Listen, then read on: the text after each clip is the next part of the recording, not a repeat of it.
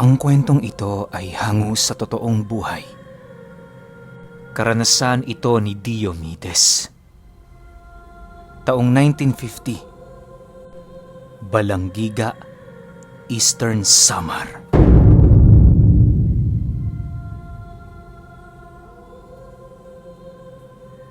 Itong mga panahong ito, kilala si Diomedes sa kanilang lugar bilang isang mainiti ng ulo.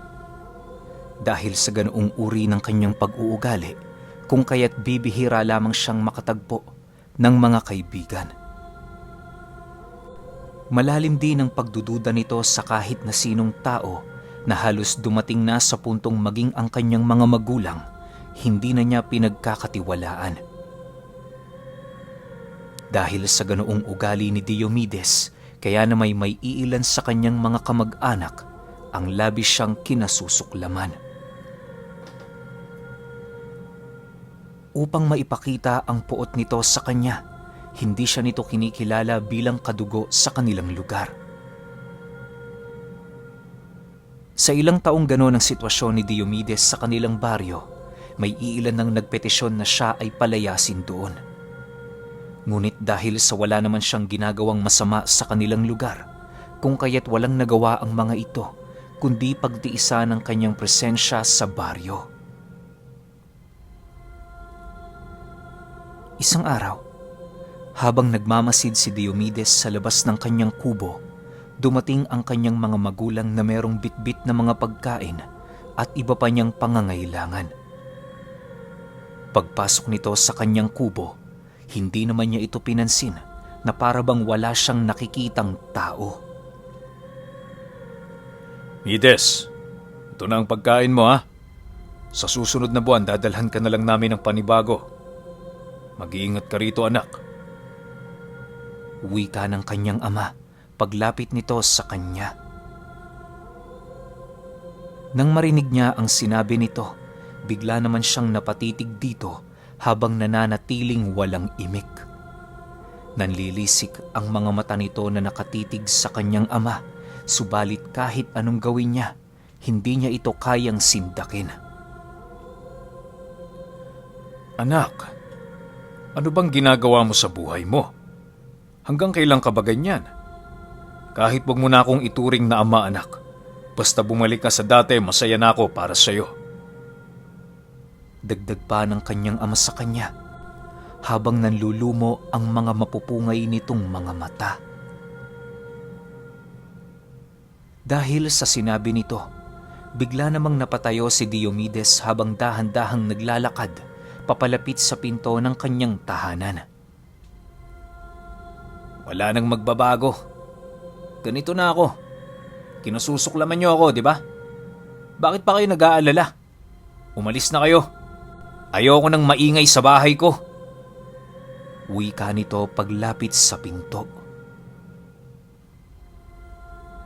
Nang marinig ito ng kanyang mga magulang, wala na yung nagawa kundi ang umalis ng walang imik. Sa paglayo ng mga ito sa kanyang tahanan, maigi naman niya yung pinagmasdan habang iniisip ang mga nakaraan. May mga pangitain siyang nasisilaya noon ukol sa kanyang masayang kabataan, subalit pilit niya itong iwinawaksi sa kanyang isipan. Sa totoo lang, wala talagang nakakaalam kung bakit naging ganon ang pag-uugali ni Diomedes. Ayon sa ama nito, napagising nila isang araw, nasipat na nila yung nagwawala at panay ang ginagawang pagbubungkal sa labas ng kanilang tahanan. May iilang mga magsasaka na din itong sinaktan na parabang may galit itong hindi niya maunawaan. Magmula noon, nagpatuloy ang ganoong pag-uugali ni Diomedes hanggang sa labis na siyang kinasusuklaman sa kanilang baryo. Marami na ding nagtangkang manakit sa kanya noon pero matapos gawin ng mga ito ang pananakit nila sa binatilyo, tila ba naglalaho na lamang ito sa pagsapit ng dilim. Nang kumalat sa kanilang lugar ang tungkol sa pagkamatay ng iilang nanakit doon, kailan may hindi na nila tinangkang lapitan o kutsain si Diomedes. Dagdag pa ng kanyang ama, May iilan na ding albularyo ang nagmasid sa kanyang anak, subalit wala itong nakitang kakaiba sa loob ng ilang buwan. Dahil sa ganoong pangyayari, tuluyang nawala sa isipan ng mga kababaryo ni Diomedes na siya ay isang aswang. Kahit papaano, labis naman itong ipinagpapasalamat ng kanyang ama sa kadahilanang nasisiguro nitong hindi na mas lalong malalagay sa alanganin ang buhay ng kanyang anak. Ilang minuto pa ang lumipas magmula noong umalis ang kanyang mga magulang. Wala naman siyang nagawa kundi ipagpatuloy ang kanyang pagmamasid. Habang nakatitig siya sa labas ng kanyang kubo, may mga tinig na pumapasok sa kanyang isipan na nagsasabing gumawa siya ng mga masasamang bagay. Halos ilang oras din yung pinagtiisa ni Diomedes hanggang sa dumating ang puntong hindi niya nagawang maatim ang mga malalakas na tinig na kanyang naririnig na halos sumigaw na sa kanyang isip. Sa pagpatak ng 3:00 ng umaga, nagpasya siyang maglakad-lakad sa baryo upang maghanap ng mga bagay na maaari niyang bilhin. Wala siyang pakialam kung galit ang karamihang nakatira doon sa kanya, gawa ng nasanay na siya sa pinaggagawa ng mga ito. Kampante naman siyang hindi siya maiistorbo dahil sa pinangingilagan din siya sa kanilang lugar. Habang tinatahak niya ang daan, may iilan na siyang nakakasalubong na mga magsasaka. Lahat ng mga ito ay pawang nakatitig lamang sa kanya at naghihintay sa mga susunod niyang gagawin. Kagaya ng nakasanayan, patuloy lamang itong hindi pinapansin ni Diomedes hanggang sa marating na niya ang sentro ng kanilang baryo. Pagsilay niya sa mga taong abala sa pamimili, dali-dali din naman siyang tumungo sa tindahang kanyang suki. Naging abala siya sa paghahanap ng mga bagay na kanyang nais bilhin hanggang sa dumating ang puntong bigla siyang natigilan nang merong lumapit sa kanyang isang matandang lalaki. Tinapik siya nito ng 3 beses habang seryosong nagwiwika ng, Ano ang pakay mo sa lugar na ito? Huwag mong sabihin na ubusan ka na ng pagkain mo, iho.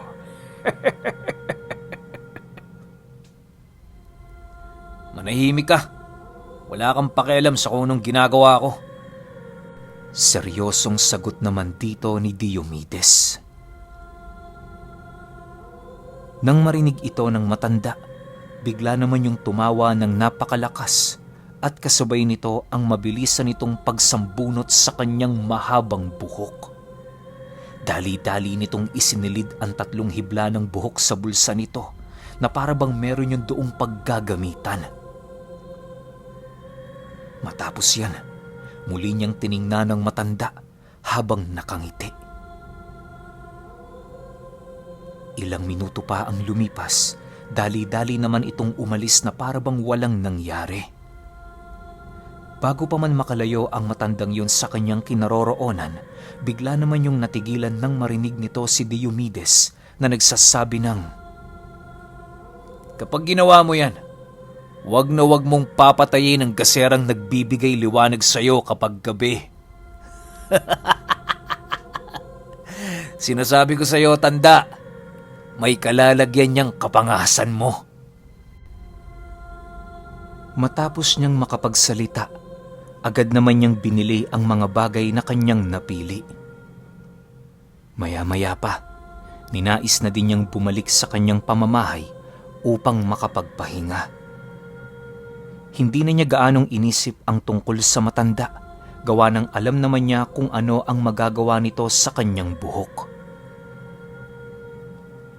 Bagaman wala siyang nararamdamang presensya ng mangkukulam sa katawan nito, nasisiguro niyang meron itong pagdadalhan ng bagay na nakuha mula sa kanya. Inaasahan na niya na ganoon ang gagawin ng matanda, lalo pat karamihan sa kanilang lugar galit sa kanya. Sa pagtalikod ng araw sa lupa, maigi niyang pinakiramdaman ang kanyang katawan. Iniwasan niya munang mag-isip ng kung ano-ano hanggat hindi niya pa nakukumpirma ang ginagawa nito. Maya-maya pa, bigla namang naramdaman ni Diomedes ang pananakit ng kanyang tiyan at tagiliran, indikasyon na merong nilalang na unti-unting kumukulam sa kanya. Dahil sa pangyayaring yon, wala naman siyang ibang naramdaman kundi ang mapangisi habang nagwiwika ng, "Kulang pala ang ginagawa mo, ha? Sana lang, huwag mong patayin ang gasera sa inyong bahay, tanda." Matapos niyang makapagsalita, agad naman niyang isinaayos ang lahat ng kanyang gamit. Sa paglalim pa ng gabi, pasikretong bumuhos ng langis sa buong katawan si Diomedes habang patuloy na nag-uusal.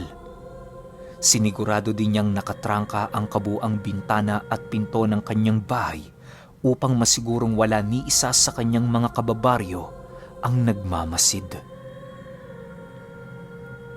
Sa pag-ihip ng malakas na hangin sa labas ng kanyang bakuran, yun naman ang naging hudyat para sa kanya na gumawa ng hakbang. Nang medyo bumalot pa ang dilim sa loob ng kanyang tahanan, dali-dali naman niyang tinahak ang daan patungo sa kanilang baryo. Tama kayo ng iniisip, isang ganap na aswang si Diomedes, kaya niya ninais na mag-isa sa kanyang mumunting kubo. Walang nakakaalam kung papaano siya naging aswang sa kadahilanang maging ang kanyang mga magulang, wala ding kaide-ideya kung saan niya nakuha ang aral na yon. Ayon sa nagkwento, na habang binabagtas ni Diomedes ang daan patungong baryo, dala nito ang anyo ng isang napakaitim na daga. Bagaman nanlilisik ang mapupulang mga mata nito, hindi ito nagagawang masilayan ng mga taong nakatambay sa labas dahil sa sabulag nitong tinataglay. Sa pagdating nito sa baryo, maigi nitong inamoy ang baho ng matanda hanggang sa matukoy na nito ang eksaktong bahay ng taong kanyang hinahanap. Parang isang tigre noon si Diomedes at naghihintay ng pagkakataon para umatake. Sa pagpatak ng 11:00 ng gabi, tuluyan na ngang nawala ang kaisa-isang gasera na nagbibigay liwanag sa bahay ng matanda. Pagbalot ng kadiliman sa bahay nito, agad naman niya yung sinugod ng walang pagdadalawang isip. Nag-anyong espiritu noon ang kanyang kabuang wangis na siya namang labis na ikinagulat ng taong pasimpleng nagmamanman din sa kanya. Makalipas ang ilang minuto, bigla naman itong lumabas, bitbit ang walang buhay na katawan ng matanda. Halos umagos sa lupa ang napakaraming dugo nito dahil sa tindi ng pinsala nitong natamo. Subalit sa paglapat ng dugo ng matanda sa lupang kanilang dinaraanan, nakakapagtakang hindi ito nag-iwan ng kahit na anong bakas. Nang makabalik na si Diomedes sa kanyang kubo, agad naman niyang binalata ng bangkay na kanyang nakuha. Walang sawa niya yung nilantakan hanggang sa purong buto na lamang ang natira dito. Matapos niya yung gawin, agad naman niyang tinungo ang pinakagitna ng kanyang kubo kung saan naroon ang imbakan ng mga bungo ng taong kanyang napaslang. Matapos ang mga pangyayaring yon, ninais niyang lumabas ng kanyang bahay para magpahangin. Normal na gawain na lamang yun para sa kanya, kung kaya't naglaho na lamang na parang bula ang memorya ng matanda sa isip niya. Habang nakatitig si Diomedes sa langit, bigla naman siyang nakarinig ng isang mahinahong boses na nagsasalita sa kanyang tabi. Pagsilay niya sa gilid ng kanyang pinaghihigaan, laking gulat na lamang niya nang makasilay siya ng isang matandang lalaki na merong hawak-hawak na tungkod. Sa sobrang pagkagulat noon ni Diomedes, agad naman siyang napatanong doon ng, Sino ho kayo? Nako naman, iho. Magdadalawang linggo na akong nagmamasid sa'yo. Hindi mo pa rin ako nakikilala? Sagot naman ng matanda. Nang marinig niya ang sinabi nito, tanging paglinga lang naman ang kanyang naisagot habang naghihintay ng sasabihin ng matanda. Maya-maya pa, muli na namang napatahimik si Diomedes nang marinig niya yung magsabi ng, Isa akong ermetanyo. Sabi ng mga magulang mo pagmasdan kita. Hindi sila nagkamali. May dugo kang ang aswang. Subalit gayon pa man, kahit ganyan na ang iyong kalagayan, wala ako sa posisyon upang ika'y husgahan. Mag-iingat ka, iho. May mga albularyong nagbabantay sa'yo rito. Mukhang hindi ata kumbinsido na ikaw ay ordinaryong tao.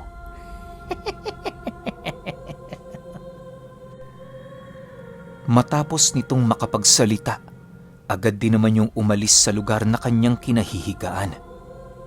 Pagbangon niya mula sa pagkakahiga, laking gulat na lamang niya nang maglaho na lamang ito na parang bula. Sa puntong yon, agad namang pumasok sa isip ni Diomedes ang tungkol sa sikretong pagkatao ng kanyang pamilya. Napagtanto niya kasi noon, hindi ito makakautos ng isang makapangyarihang ermitanyo kung sila mismo walang tinataglay na lihim na karunungan. Dahil sa kanyang mga naisip, nagdesisyon siyang kinaumagahan siya mismo ang magkukusang bumisita sa tahanan ng kanyang mga magulang. Upang mas mapadali ang pag-ikot ng oras noong gabi, nagdesisyon siyang bumalik na sa kanyang silid para magpahinga. Sa pagsapit ng umaga, hindi pa man tumitirik ang sikat ng araw, kasalukuyan nang naglalakad si Diomedes patungo sa bahay ng kanyang mga magulang. Pagdating niya doon, nadatnan niya ang mga itong kausap ang isang matanda na nagawa niyang masilayan noong nagdaang gabi. Dahil sa kanyang mga nakita, dali-dali naman siyang lumapit sa mga ito para makipag-usap. Pagsilay ng kanyang ama sa kanyang naglalakad papalapit, masaya naman siya nitong sinalubong habang nakangiti. Kumusta ka na, anak? Mabuti naman at napadalaw ka. Halika, pasok ka sa bahay. Bungad na wika nito sa kanya. Huwag niyo sanang lagyan ng kakaibang kahulugan ng pagbisita ko rito. Naparito ako upang maglahad sa iyo ng iilang mga katanungan. Seryosong sagot naman dito ni Diomedes. Nang marinig ito ng kanyang ama, masaya naman siya nitong inakbaya na parabang hindi nito narinig ang mga bagay na kanyang sinabi. Sa pagpasok nila sa loob ng dati niyang tahanan, doon niya nasipat ang matandang nakangiti sa kanya habang nagkakape. Ilang minuto pa ang lumipas, doon na nga nag-umpisa ang kanilang seryosong usapan. Hindi na nagpatumpik-tumpik pa si Diomedes, gawa ng marami pa siyang gagawin noong araw na yon. Maaari bang malaman kung sino ang taong yan? Sigurado akong siya ang bumisita sa akin kagabi. Tay, bakit niyo naman ako pinamamanmanan sa ibang tao? Alam niyo na ba kung ano ako? Tanong ni Diomedes sa kanyang mga magulang. Sa totoo lang, anak, wala akong alam sa totoo mong pagkatao. Ipinanganak kang natatangis sa mundong ito. Maaaring hindi mo alam ang tungkol sa hanay ng ating dugo. Pero sinasabi ko sa iyo, kagaya mo, kami man ang iyong ina nagtatangan din ng kakaibang dugo. Seryosong sagot naman ng kanyang ama. Matapos nitong makapagsalita, bigla namang nanlaki ang kanyang mga mata. Nang harapang ipakita nito sa kanya ang isang libretang natatangi sa kanyang paningin. Nang mapagtanto ng kanyang amang nakita na ito ng kanyang anak, dali-dali naman niya yung ibinalik sa kanyang tagiliran. Sa pagpapatuloy ng kanilang seryosong usapan, muli itong nagbigay babala sa kanya ukol sa paparating niyang kaaway. Ayon sa kanyang ama, hindi siya kinulam o binarang ng taong pinatay niya, bagkus ay ibinigay nito ang kanyang mga buhok sa albularyong may matinding galit sa kanya.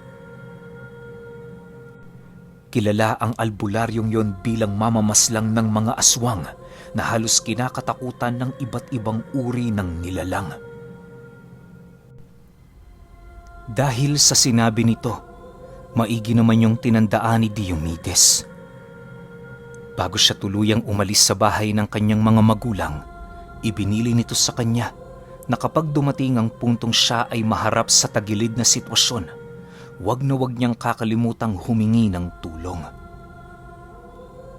Matapos ang kanilang pag-uusap, nagpasya na nga siyang bumalik sa kanyang tahanan. Naging abala siya noon buong maghapon kung kaya't nakalimutan na niyang makapaghanda sa pagsapit ng dilim. Pagtungtong ng 6:00 ng hapon, merong bumisita sa kanyang tahanang isang binata na nakasuot ng kasuotan ng magsasaka. May salukot din yung malapad na siyang nagkukubli sa pagkakakilanlan nito. Dala ng kuryosidad noon ni Diomedes, nagpasya siyang lumapit dito habang tinatanong yun ang, Ano ang ginagawa mo rito? May kailangan ka ba? O naliligaw ka? Nang marinig yon ng binata, ngumisi lang naman yon at walang pagdadalawang isip na siya ay binato ng tigalpo. Pagbalot sa kanyang katawan ng isang napakalakas na tigalpo, ramdam na ramdam niya ang pagkawala ng kabuang lakas ng kanyang katawan. Matapos ang mga pangyayari, agad naman siyang kinaladkad ng lalaki papaloob sa kanyang kubo. Umiiyak na noon si Diomedes sa kadahilanang yon ang pinakaunang pagkakataon na merong nakahuli sa kanya. Karamihan kasi ng mga bumabato sa kanya ng tigalpo ay walang epekto, gawa ng nagtataglay din siya ng malakas na bakod at puder.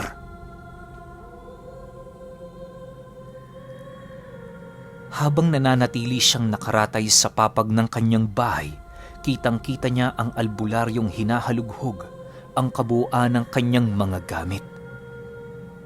Ilang minuto pa ang lumipas, agad naman itong natuklasan ng isang ukang nasa sentro ng kubo kung saan nagsisilbing imbaka ni Diomedes ng mga kalansay ng taong kanyang pinatay. Pagkuha nito sa kalansay ng matandang pinatay niya noong nagdaang araw, may kung anong bagay itong kinuha sa tuhod nito bago ito tuluyang ibinalik ng albularyo sa uka. Matapos niyang makuha ang kanyang pakay sa tahanan ni Diomedes, agad naman siya nitong binalikan habang nagwiwika ng, "Mabuti naman at hindi mo nakain ang mutsyang hinihintay ko. Ngayon matanong kita, ano ang gusto mong gawin ko sa'yo?" Nang marinig ni Diomedes ang sinabi nito, nababahalang tumitig naman siya sa lalaki at walang pagdadalawang isip na sumagot ng, Nakuha mo na ang gusto mo. Umalis ka na sa bahay ko. Lubayan mo na ako. Wala naman akong ginagawa sa iyo Matapos nitong mailahad ang kanyang nais sabihin, bigla namang tumawa ng napakalakasang binatilyong albularyo habang nananatiling nakatitig sa kanya. Maya-maya pa, nag-usal ito ng mga buhay na katagas sa kanyang hintuturo na siya namang mabilisan itong itinarak sa dibdib ni Diomedes. 5 araw. Bibigyan kita ng 5 araw para magawa mo mga bagay na hindi mo pa nagagawa. Ituring mo itong pasasalamat at awa ko sa iyo, sapagkat ikaw ang dahilan kung bakit naisakatuparan ko sa loob ng napakadaling panahon ang aking hinahangad. Bueno, magandang gabi sa iyo. Sagot naman sa kanya ng binatang albularyo habang iniaalis sa kanyang dibdib ang hintuturo nito. Nang tuluyan na yung makalayo, Doon pa lamang nawala ang nararamdaman niyang bigat sa katawan dahil sa tigalpo. Habang pinakikiramdaman niya noon ang kanyang sarili, hindi niya kayang maitanggi ang tungkol sa gumagapang na kung anong bagay sa loob ng kanyang sistema. Dala ng takot at kanyang pangamba, napilitan siyang bumalik sa bahay ng kanyang ama't ina upang humingi ng tulong. Habang binabagtas niya noon ang daan, doon niya napagtanto sa kanyang sarili na kahit anong isip niyang kaya na niyang mamuhay ng mag-isa at walang kinikilala, babalik at babalik pa rin siya sa kanyang pamilya sa oras na merong masamang mangyari sa kanya. Ilang minuto lang ang lumipas, nakarating na nga siya sa kanilang tahanan. Umiiyak siya noong pumasok sa loob ng kanilang bahay habang inilalahad sa kanyang ama ang mga nangyari sa kanya. Nang marinig nito ang kabuuan ng kanyang istorya, wala naman yung nagawa kundi ang humingi ng tulong sa ermitanyong kakilala nila. Noong nalaman nilang 5 araw na lang ang itatagal ni Diomedes, ginawa nila ang lahat ng kanilang makakaya upang matulungan ito. Kung kani-kanino na din sila noon humingi ng tulong, subalit sa kasamaang palad, hindi nila kayang baliin ang kautosang ginamit ng albularyo na nasa panig ng kanan. Napakahirap para sa kanilang kontrahin ito, lalo pat ang tinatangan nilang kakayahan at lihim ay kailanmay hindi kayang daigin ang kapangyarihang ipinagkaloob ng Panginoon. Makalipas ang 3 araw, labis na ang pamamayat ni Diomedes. Wala na din itong kakayahang tumayo, gawa ng napakalubhana ng kalagayan nito. Hindi na din sila gumawa ng hakbang para sundan pa ang albularyo sa kadahilan ng alam nila sa kanilang mga sarili na wala yung maidudulot ng maganda. Ang nagawa na lamang nila, tanggapin ang mga bagay na nangyari sa kanilang pamilya. Hindi pa man noon sumasapit ang 5 araw, binawian na nga ng buhay si Diomedes. Ang tanging nagawa na lamang nito sa mga huling sandali ay ang humingi ng tawad sa kanyang mga magulang sa kung anuman ang nagawa niya ditong kasalanan. Bilang pagpapakita ng mga ito na hindi nila nalilimutan ang anak nilang na maalam, patuloy nilang dinala at ipinasa ang istorya tungkol sa kanilang anak na nilamon ng galit at ginamit ng binatang albularyo upang makuha nito sa isang nilalang ang tuhod ng mangkukulam.